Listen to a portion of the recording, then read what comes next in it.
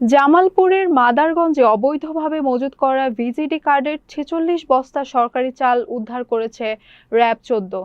মঙ্গলবার বিকেলে উপজেলার সিধুলী ইউনিয়নের শ্যামগঞ্জ কলিবাড়ি বাজার এলাকায় অভিযান চালিয়ে এই চাল উদ্ধার করা হয়। গোপন সংবাদের ভিত্তিতে জামালপুর র‍্যাব-১৪-র কমান্ডার মেজর লাবিদ আহমেদ ও মাদারগঞ্জ সহকারী কমিশনার রাসেল দিওর নেতৃত্বে অভিযান পরিচালিত হয়। অভিযানে সাজিল মিয়া নামের এক অসাধু ব্যবসায়ীর গোডাউন থেকে ৩০ কেজি ওজনের ৪৬ বস্তা চাল জব্দ করা হয়। চাল ব্যবসায়ীরা র‍্যাবের উপস্থিতি টের পেয়ে পালিয়ে যাওয়ায় কাউকে আটক করা সম্ভব হয়নি। মাদারগঞ্জ সহকারী কমিশনার জানান, অভিযুক্ত সাজিল মিয়া পলাতক রয়েছেন এবং তার বিরুদ্ধে মামলার প্রস্তুতি চলছে। মাদারগঞ্জ মডেল থানার ভারপ্রাপ্ত কর্মকর্তা স্নেহাশিস রায় জানান, তদন্তে আরও কারো সংশ্লিষ্টতা পাওয়া গেলে কঠোর ব্যবস্থা নেওয়া হবে। র‍্যাব জানিয়েছে, সরকারি সম্পদ রক্ষায় এ ধরনের অভিযান অব্যাহত থাকবে।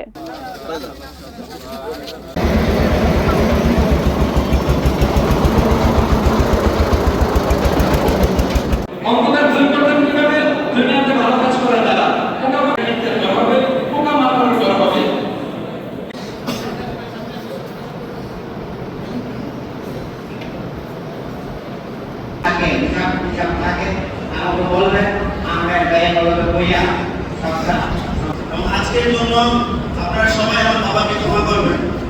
তোমার বাবা যা ইচ্ছে করে থাকুক, যদি কোনো অন্যায় করে থাকে আপনি বাবাকে ক্ষমা করবেন। জন্ম নির্ভর আছে কিন্তু মৃত্যুর কোনো নির্ভর নেই। তাই আমার আব্দুল্লাহ মেম্বার, আমার বড় ভাই, আপনারা অনেকে ছিলেন আমাদেরকে সামনে যাও সামনে যাও।